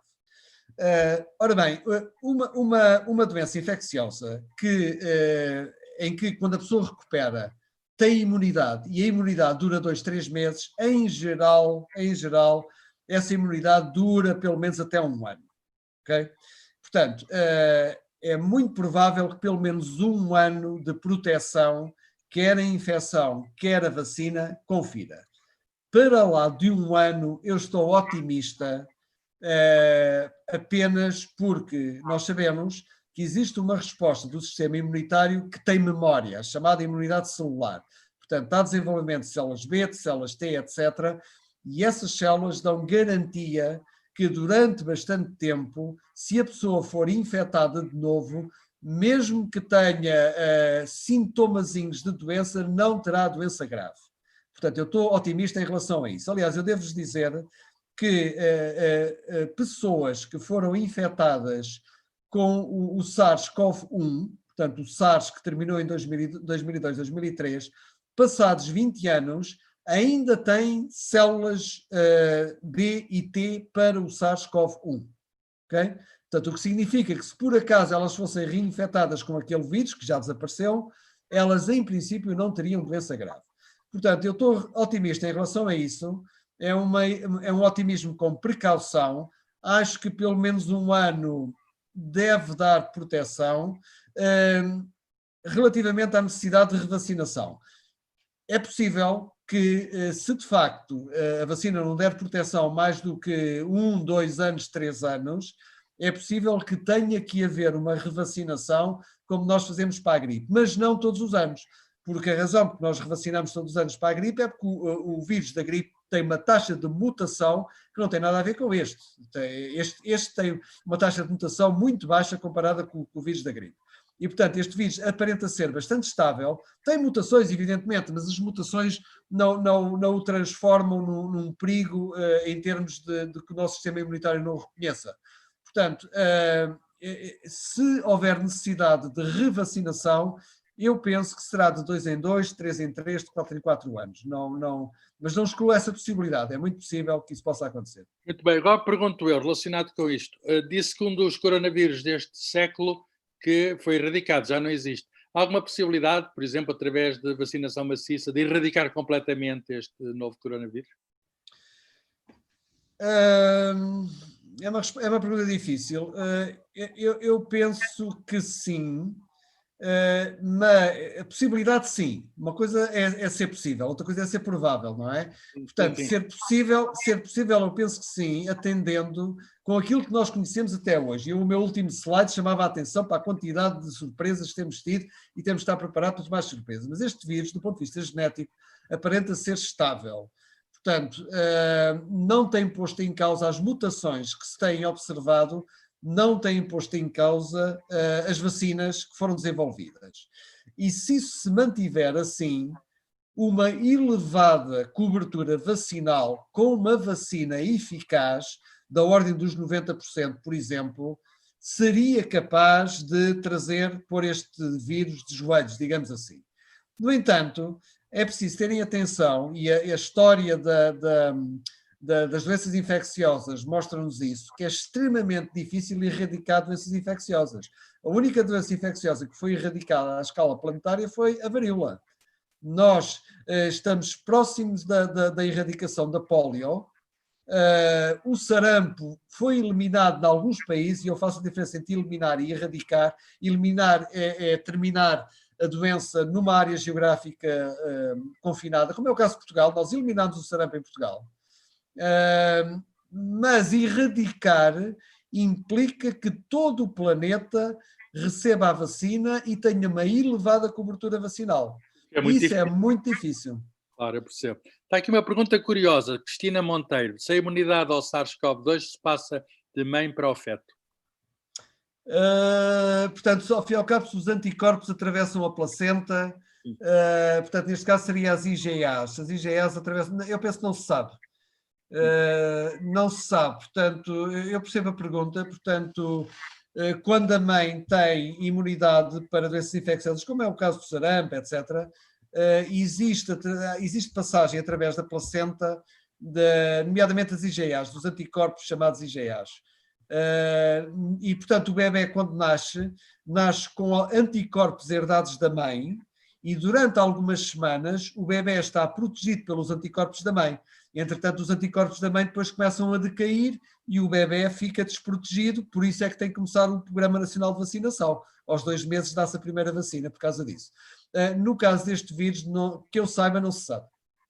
Muito bem. Eu acho que a vacina já chega, mas há aqui outras questões. Vamos ao início. Fala-se aqui de zoonoses, passagem do vírus de animal para humano. Será que haverá alguma maneira de prevenirmos novas pandemias deste tipo? Quer dizer, organizações como a Organização Mundial de Saúde podem tomar medidas como o fecho de tais mercados de animais vivos ou diminuição de contactos entre humanos e animais em zonas, digamos, onde há esse risco, de modo a nós aprendermos uma lição e evitarmos surpresas como esta? Pois, quer dizer, isso era desejável, quer dizer, eu acho que uma das coisas que este vírus nos ensinou é a ser humildes, não é? É evidente que sempre que existe contactos próximos entre humanos e animais não humanos, existe sempre uma probabilidade não desprezível de que agentes infecciosos desses animais, de que esses animais são um reservatório, passem para nós. Normalmente esses agentes infecciosos não causam doença grave nos animais, já estão adaptados a esses animais. mas o nosso sistema imunitário vê esses agentes infecciosos pela primeira vez e não os reconhece. E, portanto, causa doença em nós. Aquelas variantes do vírus da gripe que infecta as aves é um exemplo, o ébola é outro exemplo, enfim. Vejam, por exemplo, que na Dinamarca, naquelas culturas de visões, os humanos, neste caso foi ao contrário, os humanos que eram portadores deste coronavírus transmitiram aos visões, o vírus mutou nos visões, voltou a ser transmitido para os humanos e infectou humanos com uma variante diferente do vírus, como provavelmente devem ter ouvido nas notícias. É muito ofensivo, não é? Esse caso do Visono é um vírus muito ofensivo. Houve mutações diferentes. Houve uma delas que é chamada mutação Cluster 5, não sei se viram nas notícias, que preocupou muito porque ela ocorreu na proteína do vírus para a qual as vacinas se dirigem. É aquela proteína spike que faz a coroa do vírus. E, portanto, quando a mutação não é nessa proteína, ficamos um bocadinho mais descansados. Mas quando a mutação ocorre nessa proteína, é um sinal de alerta muito grande, porque pode pôr em causa a efetividade da vacina. Mas este contacto entre humanos na Dinamarca e estas quintas divisões foi mais um exemplo de transmissão de um lado para o outro. Portanto, é evidente que isso é um assunto extremamente relevante, quer dizer, na minha opinião, aqueles mercados chineses em que existe aquele contacto de grande proximidade com os animais, deviam terminar. Especialmente quando são animais exóticos, porque neste momento os chineses já não consomem pangolins e cobras e coisas desse género por necessidade. Eles consomem aquilo por razões culturais. E eu sei que não estou a querer dizer que os fenómenos culturais sejam fáceis de ultrapassar, mas é possível trabalhá-los, penso eu. E eu penso que o governo da China, neste caso, devia trabalhar isso. Não sei se aprenderam a lição, espero que tenham aprendido a lição, não faço ideia. Fechado, acho que continua fechado o mercado do Wuhan. Sim, mas eu não sei se estão todos fechados, porque o Wuhan é apenas um exemplo, não é? Claro. Todo o sudeste da Ásia, não é só na China, no Vietnã, no Camboja, todos aqueles países do sudeste asiático têm mercados destes, em que as pessoas vivem em grande proximidade com os animais e consomem-nos. Portanto, é evidente que isso é a fonte destas zoonoses. Se nós fôssemos capazes de minimizar estes contactos, é evidente que punhamos um grande travão nas zoonoses. O MERS, quando apareceu, como eu há bocado disse, no Médio Oriente, foi porque o MERS é um vírus dos camelos, não faz nada aos camelos, os camelos são um reservatório do vírus, mas como existe grande proximidade entre os cameleiros e os camelos, infectaram os humanos. Com o ébola passa-se a mesma coisa, quer dizer, o ébola era um vírus de morcegos, quer dizer. Com o HIV passou-se a mesma coisa, quer dizer, portanto, sempre que nós entramos em ecossistemas, ou entramos em contacto com seres vivos de ecossistemas que não são habituais, eles têm vírus, bactérias, que podem saltar para nós e, eventualmente, causar-nos doença, e depois o perigo começa quando estas bactérias ou estes vírus nos infectam e têm capacidade de se transmitir entre humanos. Claro. Aí é que se acendem as luzes vermelhas todas. Serem muito rápidos nessa fase, não é? Devem ser muito rápidos. Voltando ao trabalho epidemiológico que tem feito e que é notável, trouxe-nos boas notícias.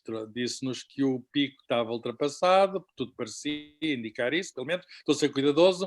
E eu gostei de ver aquelas curvas a cair muito para o Natal. Eu sei que há alguma incerteza aí, mas, enfim, também nós não sabemos quais vão ser as determinações políticas para o Natal, mas pelo menos os epidemiologistas vão dizer que muito provavelmente, estão a dizer que muito provavelmente no Natal o número de casos e o número de mortes há um atraso, não é? Mas que vai ser muito, muito mais baixo. Mas tenho aqui portanto, são boas notícias, mas tenho aqui um dos nossos membros desta audiência, Constantino Caetano, que escreve o seguinte: o Expresso reportou hoje que o pico da segunda vaga foi atingido na última semana, mas o Instituto Ricardo Jorge estima que um RT de 1,05 estima um RT de 1,05 entre 18 e 22 de novembro. Não será precoce reportar um pico, visto a evidência ainda ser tão fraca? Faz sentido considerar um plano alto em vez de um pico? Quais as repercussões de comunicar ao público que já estamos a descer? Bem, há aqui implicações sociológicas e políticas. Eu respondo. Eu devo dizer que nós próprios, na Faculdade de Ciências, neste momento, medimos o RT em 1,04. Mas o RT que nós medimos é um RT que tem 7 dias de atraso. Porque nós trabalhamos com médias móveis de 7 dias, nós na Faculdade de Ciências até descontamos os últimos 2 dias. Portanto, o RT que nós medimos hoje, 1,04, é o RT que ocorreu há aproximadamente 7 dias atrás. Andamos sempre atrasados. Nós usamos o RT para fazer aquela projeção de apanhar a tendência do RT para ver quando é que ele vai cruzar o 1. E se bem que nós neste momento estejamos a medir o RT em 1,04, o Ricardo Jorge tipicamente mede um bocadinho nada mais alto que nós, isso não impede que hoje o RT já tenha cruzado o 1. Nós medimos com atraso o RT. Sim. É essa a explicação. Portanto, é evidente que se me perguntar qual é o RT hoje, o que realmente existe hoje eu não sei dizer. Sei que ele está abaixo de 1, mas não sei exatamente dizer qual é. Aquele que eu meço é feito com dados que têm uma semana de atraso. Ok? Portanto, porquê é que nós trabalhamos com o RT? Porque depois apanhamos a tendência que ele tem e conseguimos projetar quando é que ele chega cá abaixo ao 1, apanhando essa tendência, relativamente ao pico e ao planalto. Ora bem, isso é um assunto bastante importante e eu não quero de maneira nenhuma dar a ideia de que o problema está ultrapassado. De maneira nenhuma. Nós neste momento continuamos a um nível de aproximadamente 6.000 contágios por dia. Teremos descido um bocadinho mais. Este nível de contágios é absolutamente inaceitável para o Sistema Nacional de Saúde. Implica um fluxo de pessoas aos hospitais que não é sustentável. É absolutamente necessário que nós deixemos deste pico de acordo com aquelas linhas azuis que o professor Carlos falava há pouco. Agora, seremos nós capazes de descer depressa demais, suficientemente depressa para chegar ao Natal muito mais aliviados? Não sei, digam-me vocês. Eu dou-vos uma ideia, penso que já dei, do que é que se passou na primeira vaga. Nós na primeira vaga descemos a uma taxa diária de aproximadamente menos 2,5% de casos por dia. E com isso passámos de um nível que foi o primeiro pico de 840 casos em média para um nível de 400 casos no dia 29 de abril e levámos um mês a fazer isso. Se nós descermos com menos 2,5%, que foi aquilo que fizemos na primeira vaga, nós reduzimos a metade dos casos em 27 dias. É a chamada semivida dos casos. Isto deve ser um conceito muito familiar ao professor Carlos, que trabalha em decaimento de partículas e coisas dessas. Portanto, é o mesmo conceito, é a semivida. A semivida é o tempo que se leva até que os casos sejam reduzidos a metade. E é fácil provar que se eles descerem a menos 2,5% por dia, reduzimos a metade em 27 dias. Estes menos 2,5% é o que nós fizemos na primeira vaga. Agora, isto significa que daqui a 27 dias, ou 27 dias contados a partir do dia 21 de novembro, nós estaríamos com aproximadamente 3.000 casos. Seremos nós capazes de fazer isso?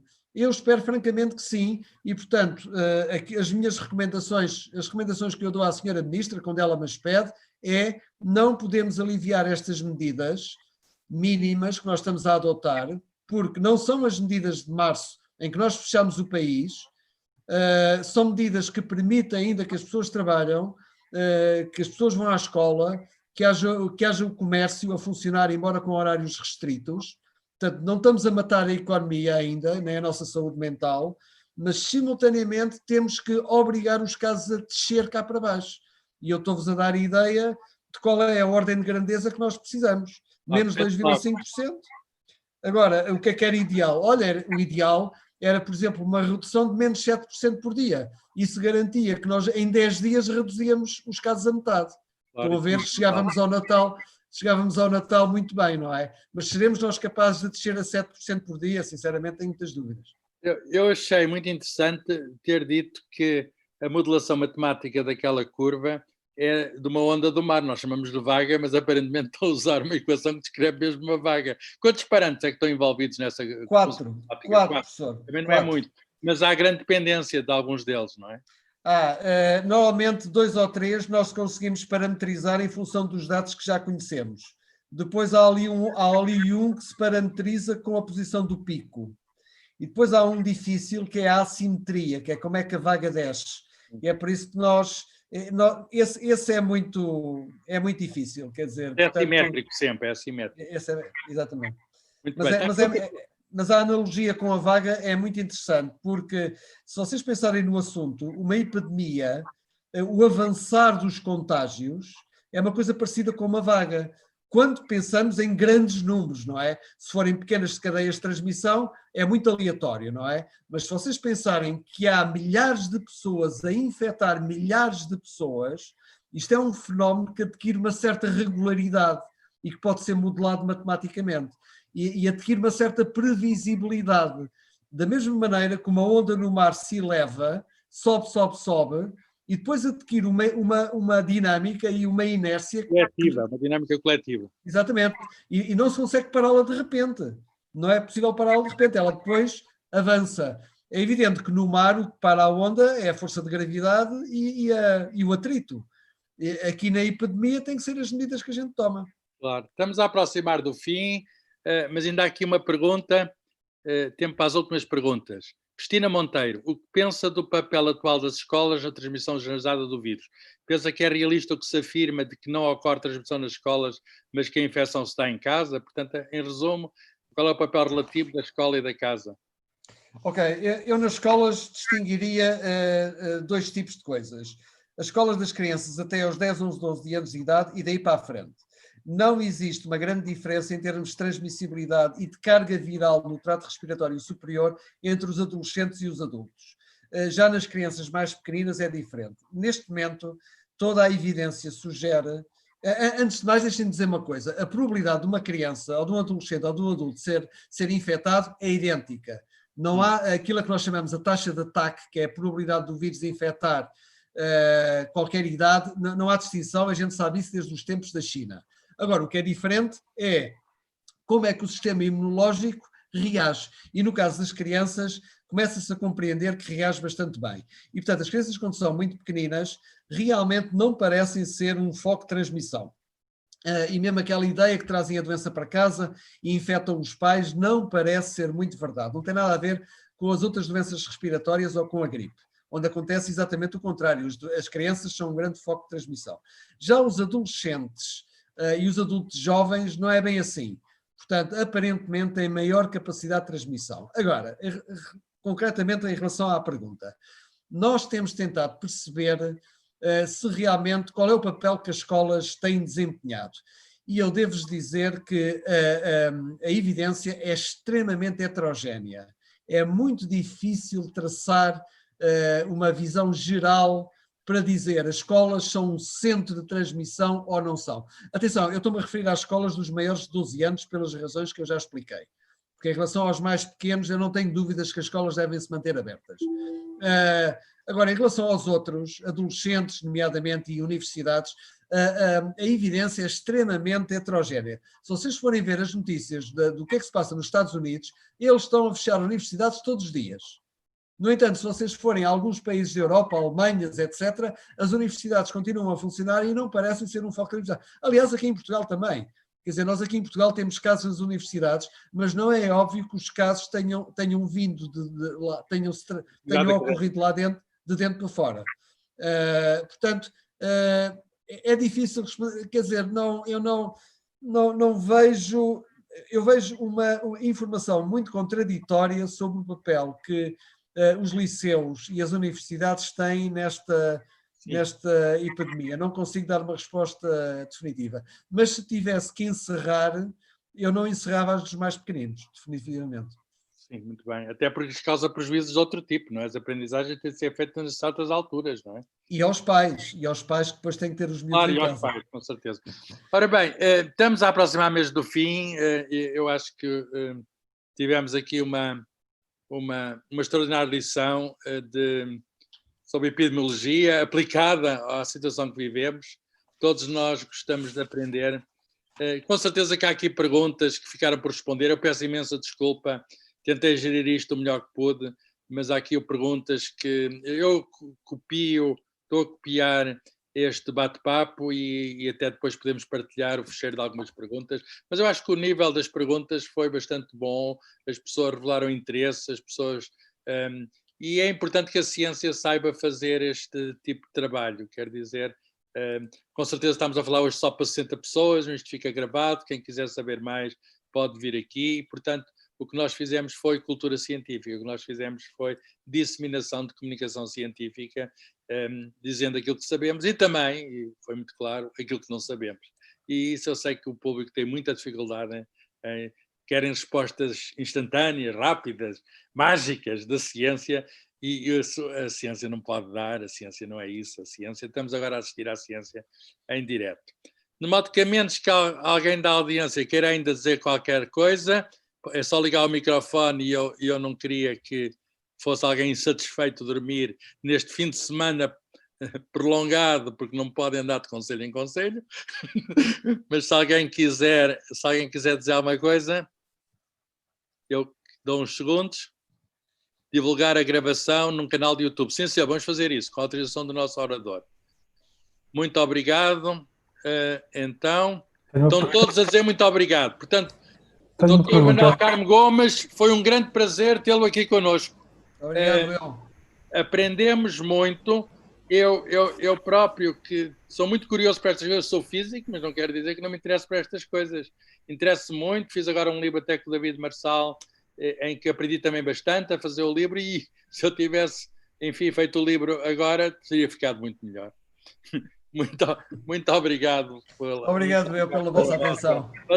E ficamos à espera que as suas boas previsões se confirmem, quer para o decaimento dos picos, de decaimento das infecções, e quer também para a eficácia das vacinas. Vamos todos contribuir para isso. Okay. Claro. O pico é diretamente connosco. As vacinas, enfim, nós cá estaremos, mas há fatores exógenos que nos causam alguns constrangimentos. Vamos ver as vacinas, vamos ver, mas segundo nos disse, muito provavelmente vai funcionar. Não é isso? Em princípio, sim. Em princípio, sim. Não sei exatamente qual é o valor da eficácia, mas em princípio, sim. Eu termino com uma palavra Porque uma palavra é sua. Uma palavra de otimismo e de esperança. Nós vamos resolver este problema em 2021. Eu penso que por volta do verão, uma combinação de ter já uma boa parte da população vacinada com o verão em si, as pessoas virem cá para fora, fazerem a sua vida ao ar livre. Em relação a este Natal, o que eu posso dizer é, por favor, que não derem bem, se querem estar próximo das pessoas que são de maior risco da vossa família, porque é necessário garantir que vão estar com essas pessoas no Natal 2021. E no Natal 2021 tem garantia, Manuel Carmo Gomes, que vão poder ter um Natal normal. Agora, neste Natal, temos se calhar que gerir o risco. Todos nós sabemos, temos na nossa família algumas pessoas que são de maior risco e, portanto, devemos ponderar como é que devemos lidar com elas, se queremos pô-las em risco ou não, que é para garantir que elas estão cá em 2021. Depois de resolver o problema sanitário, teremos outros problemas, como devem calcular, nomeadamente o problema económico para resolver, mas pelo menos estaremos com outro espírito. E as sequelas. Vai, vamos esperar que Obrigado a todos. Obrigado, boa noite. Adeus boa noite, a todos. obrigado. Adeus a todos. Obrigado, boa noite.